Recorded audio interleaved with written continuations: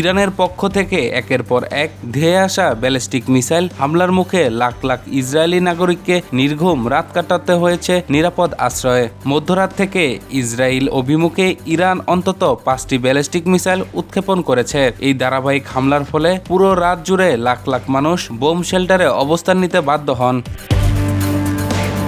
Israeli বিশ্লেষকদের মতে ইরানের এই বিশেষ কৌশল বা ভিন্ন ভিন্ন সময়ে মিসাইল ছোড়ার প্রধান উদ্দেশ্য হল সাধারণ মানুষকে দীর্ঘক্ষণ আশ্রয়বন্দী রেখে ইসরায়েল সরকারের উপর মানসিক ও রাজনৈতিক চাপ সৃষ্টি করা।